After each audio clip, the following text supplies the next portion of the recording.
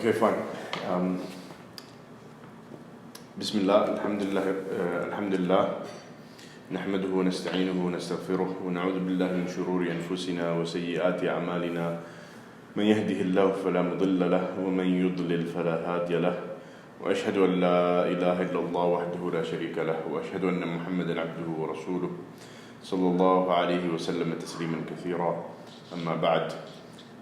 Inshallah, in this session we're going to take a quick overview of the development of tafsir, from basically the historical development of tafsir.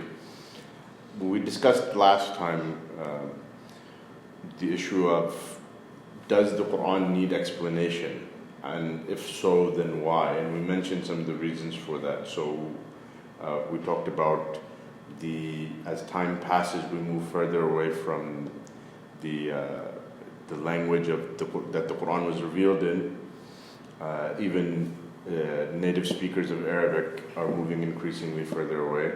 And then, of course, it goes without saying that those who are not native speakers of Arabic or do not know the Arabic language obviously will be in need of explanation. So now we're going to, as well as we mentioned that because of the eloquence of the Quran, the depth of the Quran, there will be meanings that will not be immediately obvious to everyone, and so they require a great deal of mastery of language and careful contemplation and study. So with that said, if we look at how did tafsir develop in terms of its historical development, we find that, as we mentioned last time, the Prophet ﷺ explained the Quran in the sense of explaining certain verses that were confusing, but this is very limited. There's only a few verses that the Prophet ﷺ explained directly. And otherwise, he explained things that have been mentioned in the Quran briefly, but the ahkam require the ahkam that they contain require exposition, such as the ahkam of salah, because we've been commanded to pray, we've been commanded to give zakah, and a lot of the details of how to do so are not mentioned in the Quran. So this is also a form of explanation the Prophet ﷺ engaged in. After the Prophet ﷺ passed away, we find that some of the Sahaba start engaging in explaining the Quran, and some of that explanation has been reported to us, and we see this in particular with Abdullah ibn Abbas radiallahu anhu. And one thing that is notable about Abdullah ibn Abbas, that we have more of his explanation of the Quran than we do of any other Sahabi. We have more narrations from Ibn Abbas explaining the verses of the Quran verse by verse than we do from any other Sahabi. Even though, for example, Abdullah ibn Mas'ud was actually also quite famous for tafsir as well, for his knowledge of tafsir of the Quran as well. And we have narrations from him explaining verses of the Quran, but they are less than what we have from Abdullah ibn Abbas. And Ali radiallahu anhu as well is known for his knowledge of the Quran. Other Sahaba no doubt had great knowledge of the Quran and understanding of the Quran. Yet what we find is that what is reported from them is less than what is reported from Ibn Abbas radiallahu anhu. And it seems that one of the reasons is because Ibn Abbas lived longer than many of these other senior ulama of the Sahaba. And so as time passes, the need for explanation is growing. And so ulama are rising to the task of explaining the Quran. Because as we said, the Quran was in and of itself clear and understood. But as need is arising, they're beginning to respond to that need. So much of the explanation that they're giving is in response to a need. Part of the reason that now there is an increasingly growing need is that, aside from what we mentioned, that there are levels of meanings that not everyone will immediately grasp, not everyone will understand, verses that people may misunderstand because they're ambiguous and they need to be referred back to the rest of the Quran. And obviously this is something that not everyone has knowledge of. On top of this, we have people who are newly entering Islam, people who never spent time with the Prophet ﷺ, and so they're not familiar with the Sunnah of the Prophet ﷺ that explains, for example, the verses that are brief. The verses that are brief and don't go into detail, the details that are needed, they don't know those details. Many of these verses were revealed in a particular context. And this has two aspects to it. One is that sometimes a particular verse will be revealed as a direct response to a particular incident. And so to fully grasp the verse, it's oftentimes important to know what it was revealed about. And so when the Quran was originally revealed,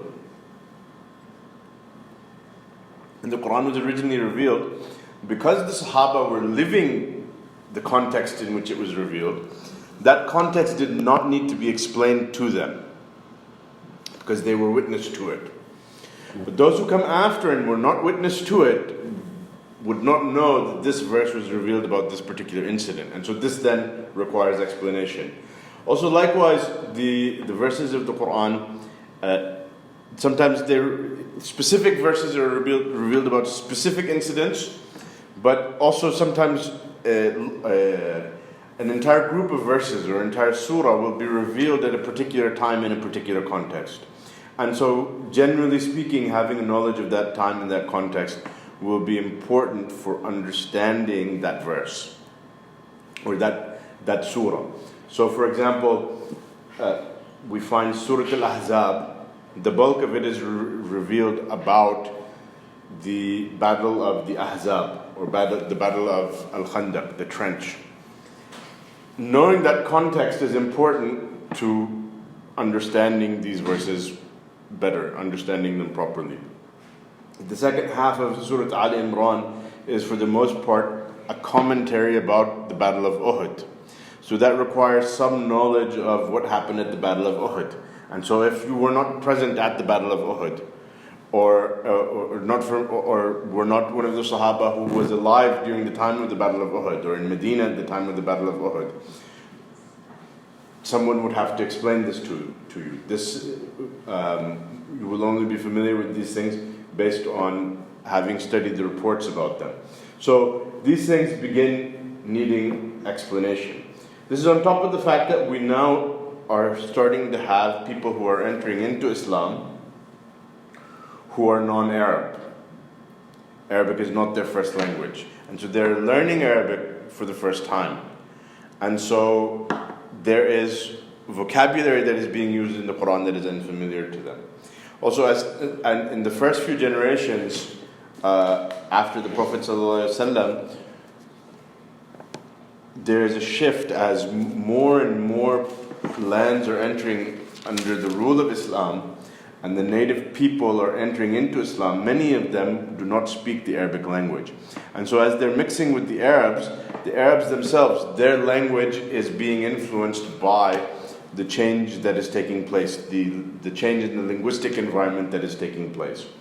So their language is, their Arabic, their spoken Arabic is itself being influenced by the environment around them, as well as those who are newly learning Arabic, who are coming from a non-Arab background. Their knowledge of the language naturally will not be as strong as those whose native tongue it is. So this then requires explanation.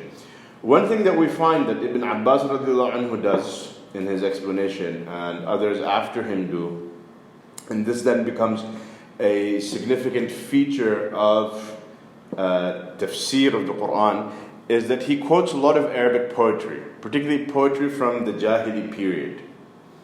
And you'll find that this is a tradition that continues in the books of tafsir, that they will use poetry for various purposes to explain the Quran. So oftentimes you will find that poetry is quoted for explaining the meanings of words.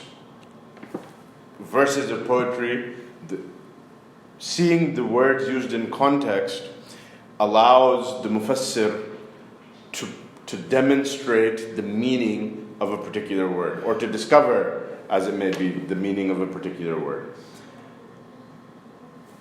It's then also used to explain grammatical points about the Quran and other points. So poetry then begins to play an important role in tafsir. One thing that is to be noted is that we have tafsir that is reported to us from the Sahaba, and then more so from the Tabi'een. We find the Tabi'een give us more explanation of the Quran has been reported to us from the Tabi'een than has been from the Sahaba. And one thing that's noteworthy about these explanations is that for the most part they're very short. You will find them in the form of individual narrations narrated by chain, by isnad, in the early books of tafsir.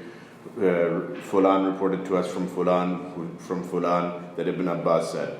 Haddathana Fulan and Fulan and Fulan that Qatada said, and so forth. These narrations tend to be very brief. And so this is the first tafsir material to reach us. These narrations from the companions and from the tabi'een then begin being collated into collections.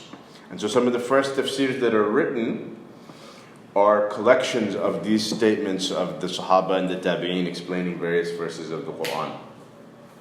And this is in the period, this phenomenon, and it seems, wallahu alam, that one of the reasons that what is reported to us from them tends to be so brief is because in the very early period of Islam, the first century and a half or so, writing materials were fairly primitive.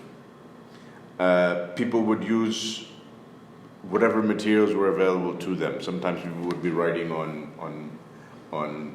the shoulder blades of animals, the bones. They would use those as a writing material. If they were a little bit more sophisticated, then maybe they would use. If they had more sophisticated means, they would use scrolls, leather scrolls of some sort. But leather scrolls tend to also be fairly tedious to use. So, writing large books is not very. It's not something that is very conducive to writing large books when your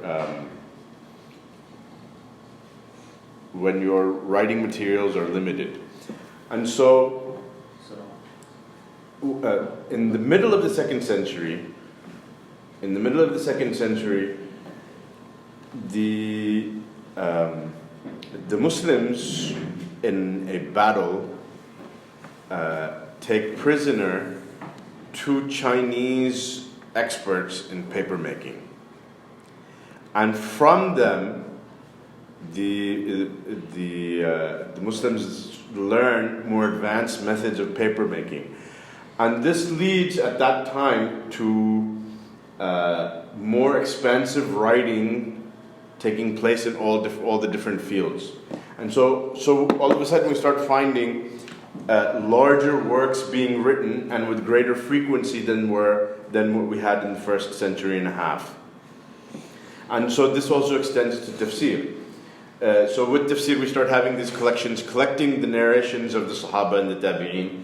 And then also we find a new phenomenon, which is that experts in Arabic language, experts in grammar and the other areas of linguistics, start writing also commentaries on the Quran, focusing on linguistic and grammatical analysis. So there's a very heavy element of grammatical analysis and also some other aspects of linguistic analysis in these commentaries that start being written. So we have two types of commentaries that appear. One is gathering together statements of the Sahaba, statements of the Tabi'een on individual verses, and the other is these linguistic commentaries by expert linguists. I should note at this point that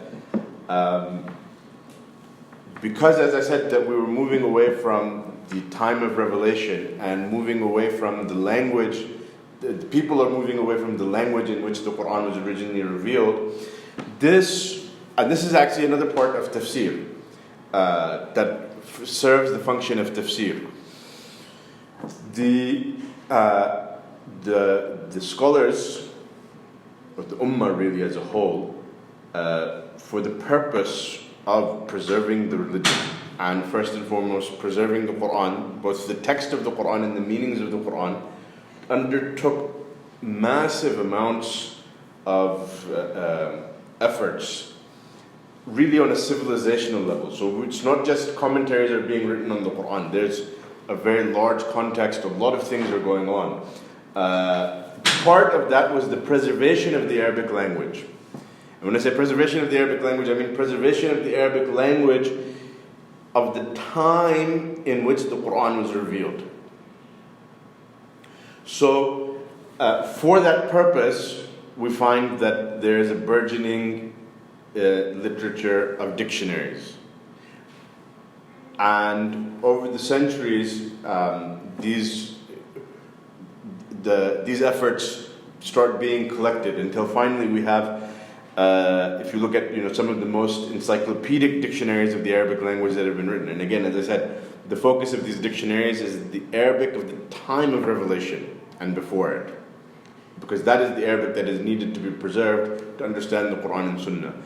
The dictionary literature that has been written for this purpose, you'll find that some of the largest dictionaries, and these are later works that compile what is found in earlier works.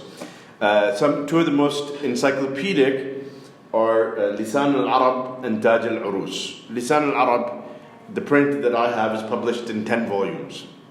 Taj al-Urus Taj al-Urus is actually larger than it, and it depends on the edition that you have. But the critical edition of it, the best, most scholarly edition, and again, a lot of this has to do with the type of print that they used and the size of the font and other factors. But Taj al-Urus, its most recent printing, its most critical scholarly printing, is in 40 volumes.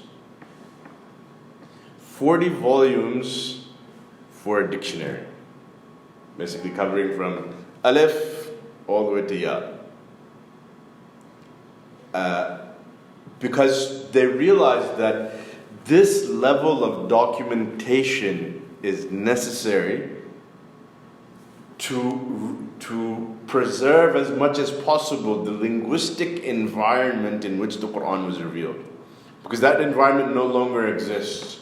And so to really grasp the language, you have to recreate that environment as much as possible.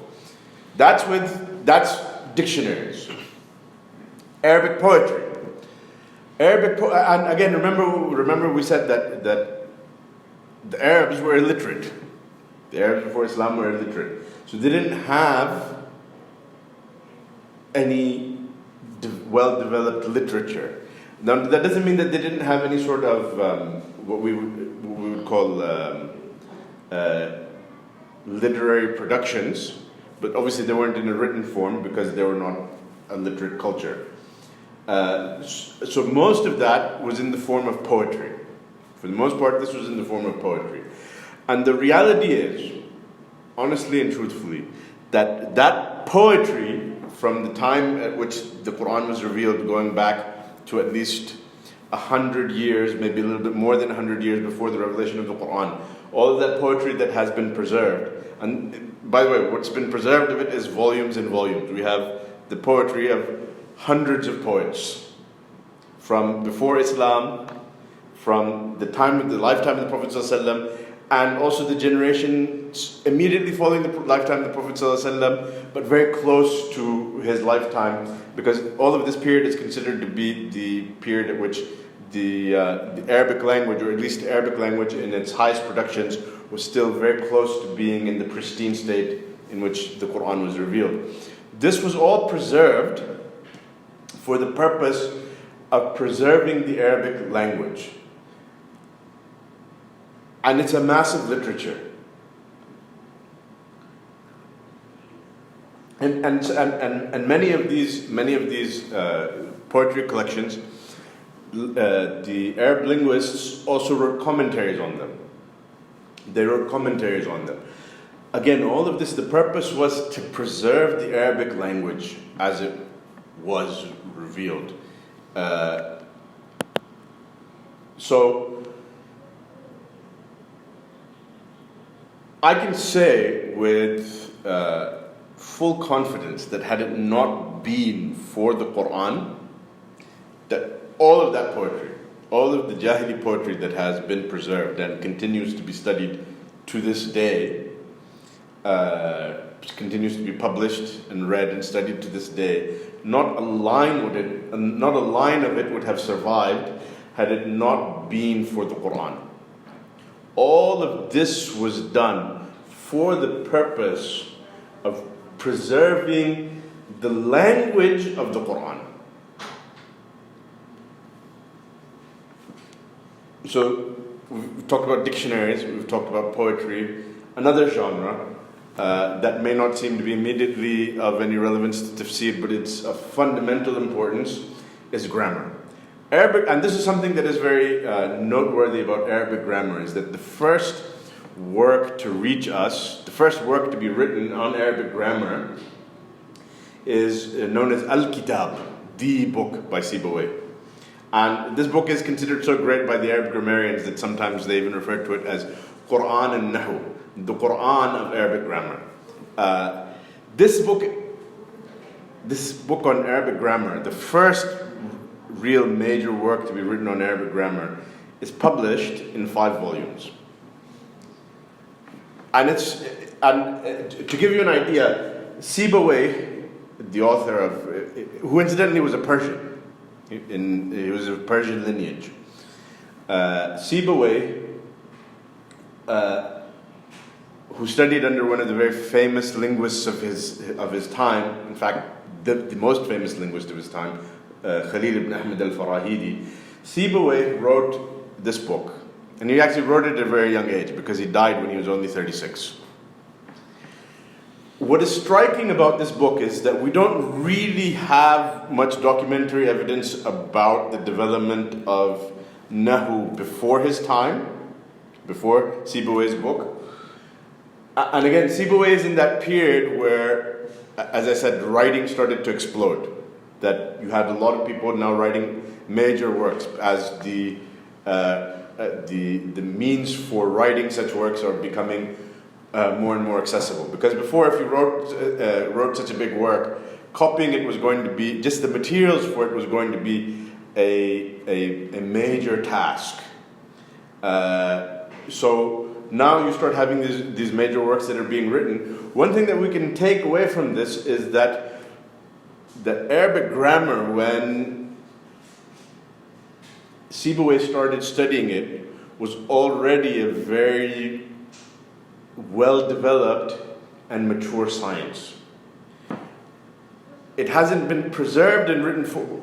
We don't really have anything preserved in the sort of detail that we have from him from before him.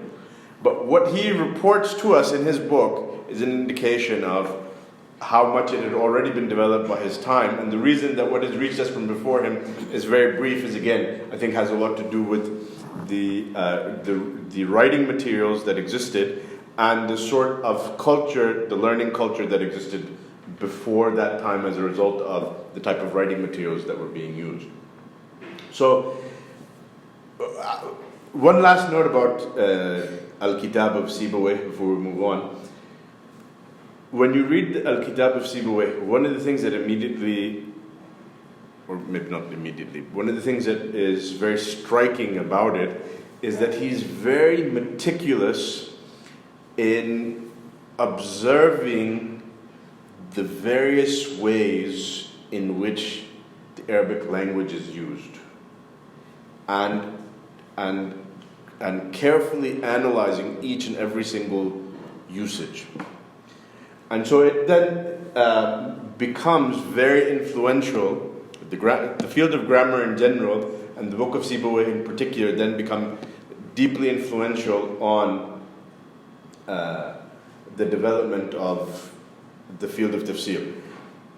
Partly because those first linguistic commentaries that are written, a number of them are also themselves heavily influenced by Sibawayh. But we will find that even contemporary mufassirin, like Sheikh Ibn Ashur, who died in 1973, at the very beginning of his tafsir, as he's explaining Alhamdulillahi Rabbil Alameen, he refers to various passages in Kitab Sibawayh to illustrate certain linguistic points about the meaning of Alhamdulillahi Rabbil Alameen. So this is even in explaining the very first verse of the Quran, he's going back to directly to the source, not via intermediaries who are quoting this. So he's actually going back to Kitab Sibawayh. So there's a host of literature that has been written that in one fashion or another comes back to understanding the Quran. In fact, it would not be an exaggeration to say that the whole product of Islamic civilization, at least what relates to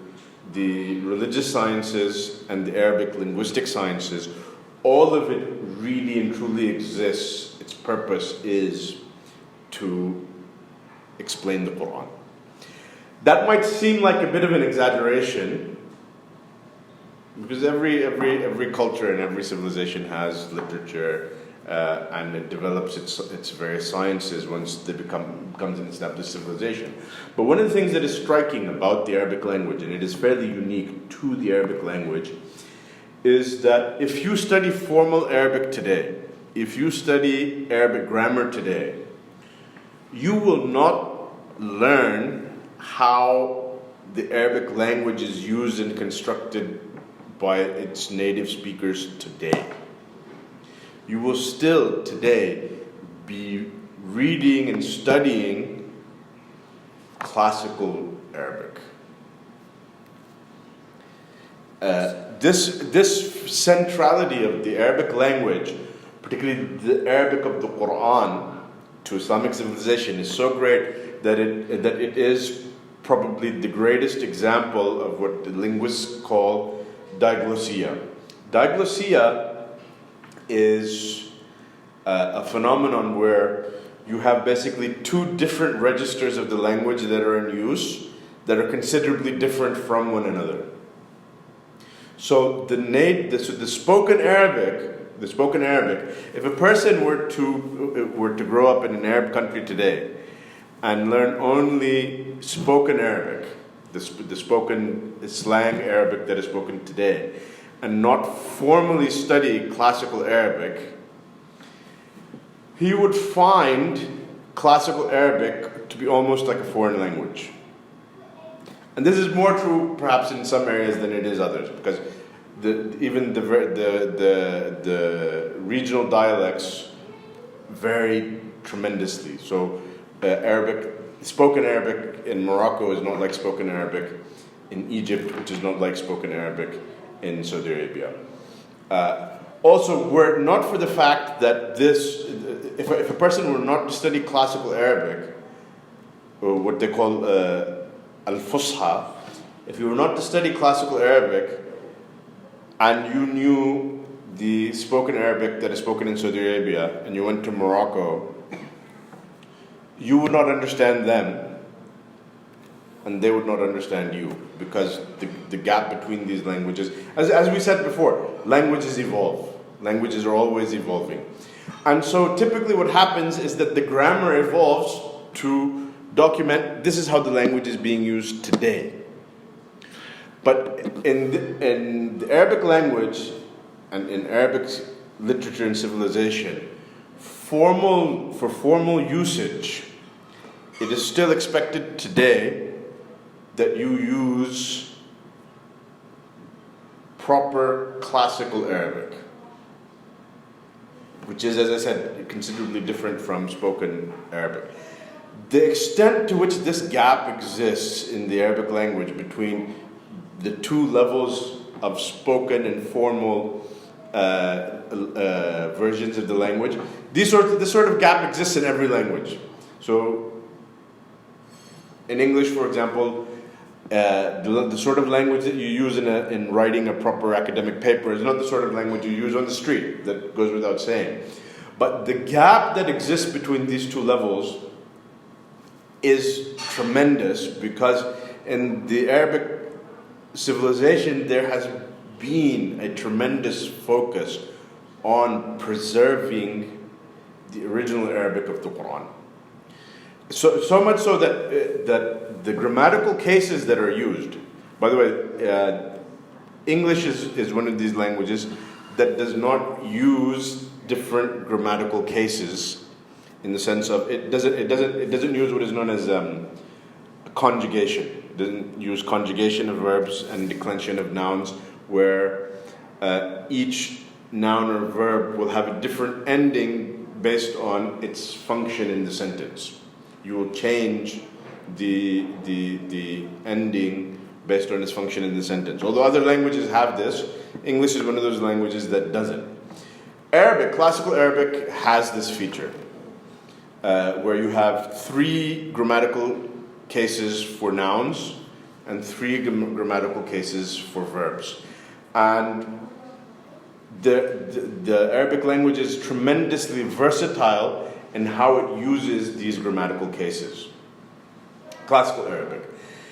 For the most part, these grammatical cases in spoken Arabic have gone out of use. They're not actually used in spoken Arabic. So if you go back, but if you want to study Arabic grammar formally, if you want to study the Arabic language formally, if you go to an Arabic school, when you are taught Arabic, you will not be taught Arabic and the grammar of the spoken Arabic. In fact, for the most part, there is no formal literature devoted to explaining the grammar of spoken Arabic, modern spoken Arabic. You will learn classical Arabic. You will learn the grammar of classical Arabic. So this is how central the Arabic language, the Arabic of the Quran is to Arabic civilization. And this is something that is striking, because this level of devotion to preserving a language in its original form after this many centuries is unparalleled in any other language, in any other civilization. This is why you find, for example, when it comes to the Hebrew language and the Arabic language, by the way, are very closely related. Both are considered to be Semitic languages, and the Semitic languages seem to come from some common historical language from which they branched out. So, in Hebrew, and much of the books of the Bible, particularly from the Old Testament, is written in Hebrew. There are words, the meaning of which is lost. In the Bible, there are words, the meaning for which is fairly lost. And so you will find some of the modern translations of the Bible, in explaining certain verses, they will mention in a footnote that the word used here is such and such word. In Hebrew. The word in the original Hebrew is this. And it seems that its meaning is this. How do we know that this is its meaning? Because in the Arabic language, we know that this root is used for this meaning. So, this contrast is illustrative of the meticulous care with which the Arabic language has been preserved. So you have 40-volume dictionaries. And if you were actually to go to an Arabic library and just look at the section on dictionaries, I mean the 40 volumes, this is the biggest one, but if you were to all the published classical dictionaries of the Arabic language, you would need a couple of bookshelves just for the dictionaries. And then you would need further bookshelves just for the dawaween of poetry, the poetry collections. So you have the collection of Imr al-Qais, Nabigha al-Dhubyani, so on and so forth. And then you would need another section, multiple bookshelves just for grammar. And then there are other subgenres that are more directly related to the Quran. So it's a massive library. And this is just what is published. So for example, the Kitab of Sibawayh, which I said was in 5 volumes, it has commentaries. Classical scholars wrote commentaries on it. Some of those commentaries are published, or partially published. Some of those commentaries are still in manuscript form and have yet to be published. Some of them are possibly lost. But the point is, it's a massive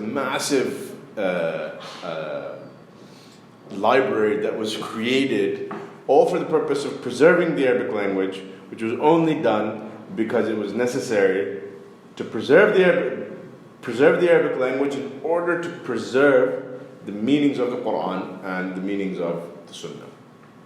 So when we talk about the development of tafsir, we really can't talk about it without talking about these aspects as well, because all of this is part of the effort that the Ummah made, or the scholars of this Ummah made, in order to ensure that the Quran is preserved.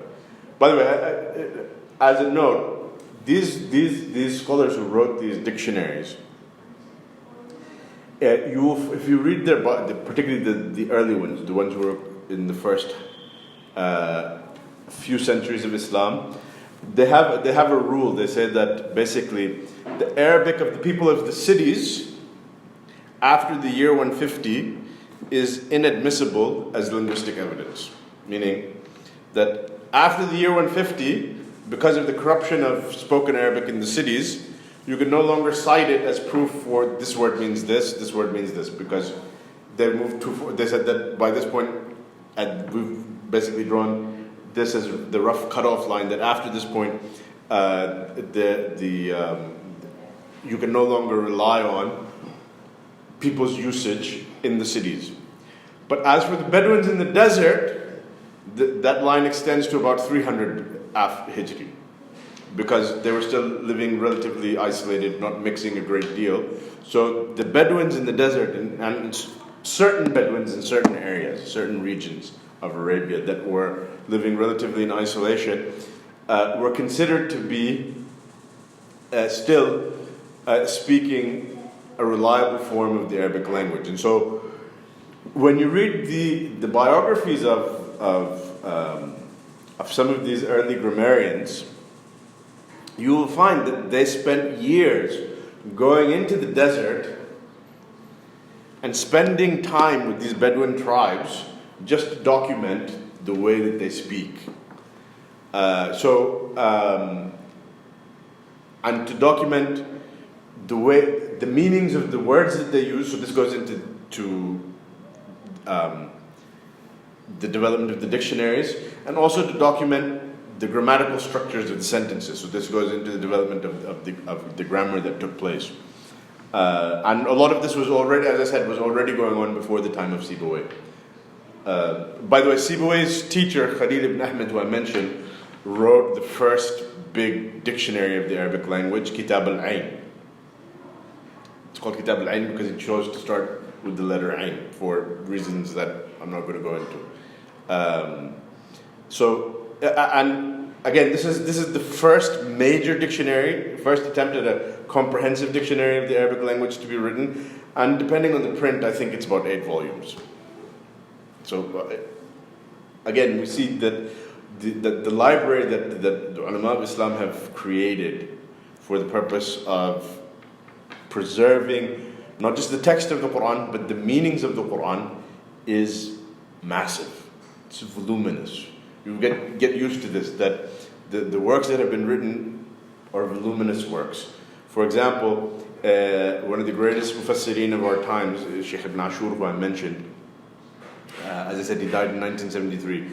He wrote the Tafsir of the Quran. He spent 40 years writing this Tafsir.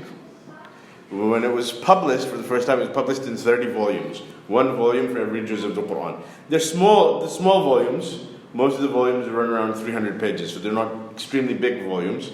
A volume could be 500 pages, 600 pages. So it's true, it could be in fewer volumes. But he published it in 30 volumes. he spent 40 years writing those 30 volumes.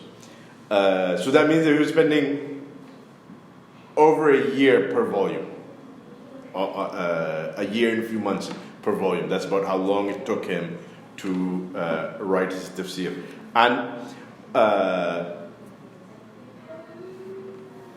one of the unique things about his tafsir is that his tafsir does not simply regurgitate. You would think after 1400 years, is there anything left to be said? And the amazing thing is that in almost every verse, he has something unique to say, on top of what the Mufassirin before him have said. So, the efforts of the Mufassirin in explaining the Quran are massive. The efforts of the ulama of the ummah in general in explaining the Quran, either directly by writing commentaries on the Quran itself, or indirectly by developing these fields that served the Quran, are massive. And so this is important to understand for two reasons. Number one is that, firstly, when Allah says that He sent down the book and that He's promising to preserve it, إِنَّا نَحْنُ نَزَّلْنَا الذِّكْرَ وَإِنَّا لَهُ لَحَافِظُونَ, this is part of the preservation of the Quran. Preservation of the Quran just doesn't mean that the text of the Quran has been preserved. The language in which the Quran was revealed has been preserved. Because when you want to understand a text, or you want to understand something that you're reading, you have to have an appreciation of the language in which it was revealed. Because, and it's not simply enough to have a dictionary definition of the words, because language carries with it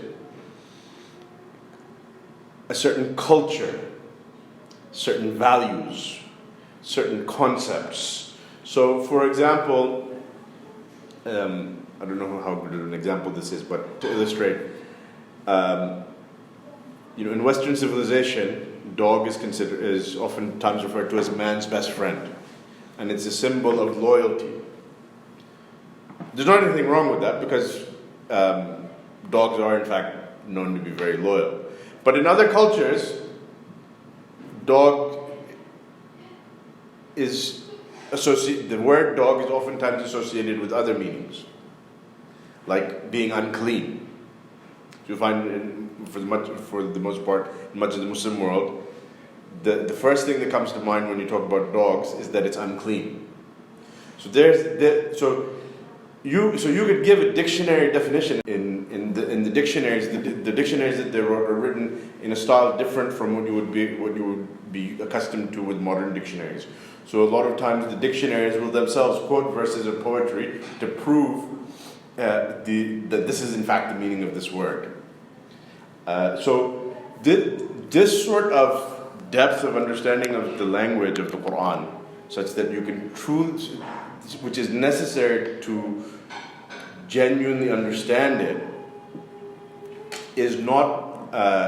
would not be possible were it not for the preservation of this literature. This is why this is very important. And I know that I've spent a long time on this point, but it is actually extremely important to understand that when we speak about the interpretation of the Mufassirin of the Quran, you have to understand that this is the weight of the efforts that went behind that interpretation. So when you find people coming along and wanting to just throw it out, just offhand and say, these people were, product of their times or what have you, various excuses that are used to throw it out and say we're going to reinterpret the Quran. And we're not saying that it's not possible for someone to interpret the Quran. What I'm saying, but when someone makes this claim and they're simply disregarding this entire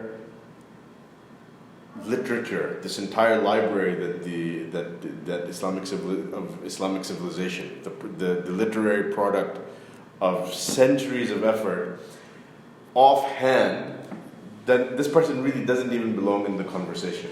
So interpretation of the Quran, tafsir of the Quran is still possible, but if someone wants to engage in tafsir of the Quran, then they need to fulfill these conditions. They need to be not just familiar with, but have a mastery of these various aspects of the Arabic language that you really need to get your foot in the door. If you want to understand the Quran, be able to understand the Quran as it was revealed, meaning for yourself rather than somebody saying that this is what it means, somebody telling you that this is what it means, that you have to have a mastery of all of this literature just to get your foot in the door, and so that you can claim that you belong in the same discussion as Ibn Abbas, forget Ibn Abbas, in the same discussion as Imam al-Tabari and al-Zamakhshari and Ibn Atiyya and al-Razi and al-Baydawi and Abu Hayyan, and even, in our time, someone like Ibn Ashur. Because Ibn Ashur, when he wrote this tafsir, he had these qualities: this mastery of the Arabic language, this mastery of Arabic poetry, grammar, encyclopedic knowledge of all of these fields, and other fields of the Sharia, such as fiqh and usul fiqh and what have you. These are basically the entry conditions. If you want to be counted amongst the mufassirin, these are the conditions to basically get in the door. So, coming back to what we were discussing about the historical development of tafsir, how long have we been? How long do we have till Adhan? Another 5 minutes, I think. 5 minutes, okay.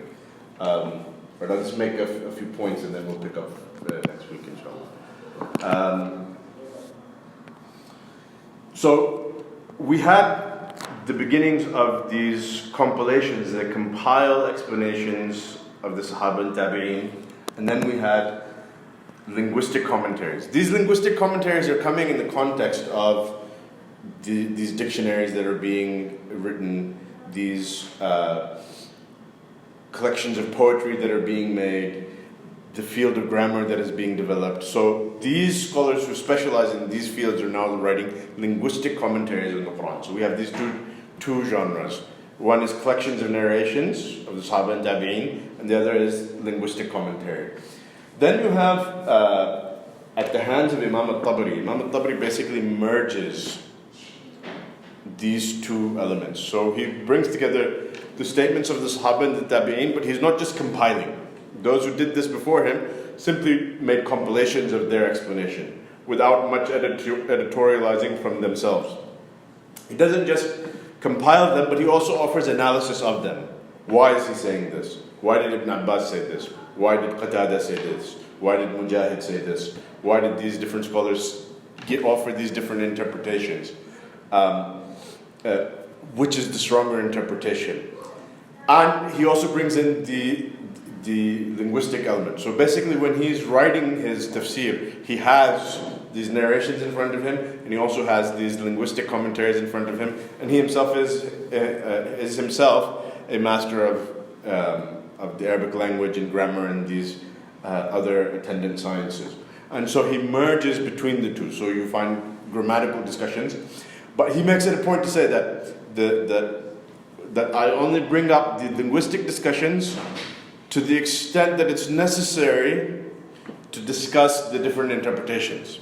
Whereas when you look at the linguistic commentaries, sometimes the linguistic commentaries are offering linguistic analysis of some verses for the sake of linguistic analysis. I, as a specialist in language, I'm going to look at how is language being used in this verse, for the purpose of understanding how the language is being used in this verse.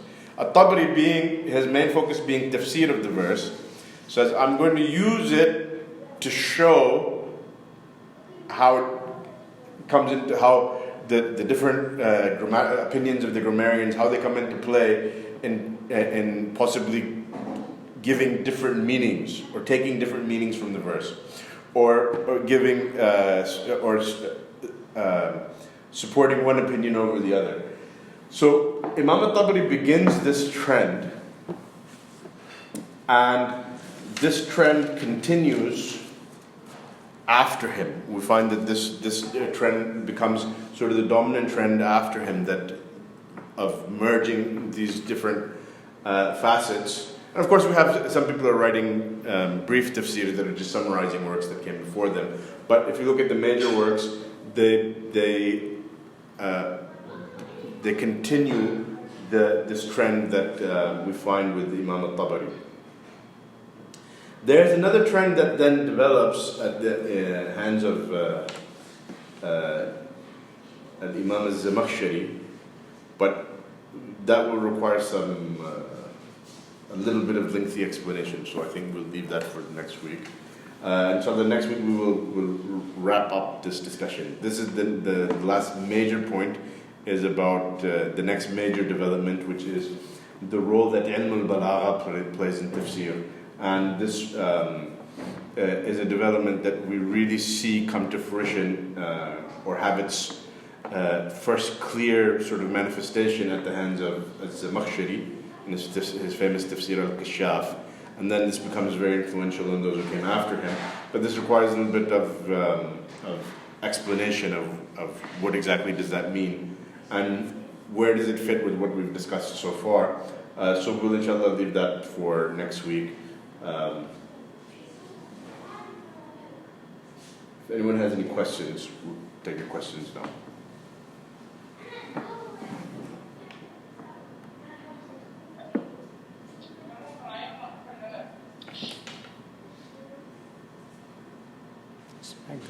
Background noise. Yes. Okay, I think we're done now, so we'll wrap up with that. سبحانك اللهم وبحمدك أشهد أن لا إله إلا أنت أستغفرك وأتوب إليك.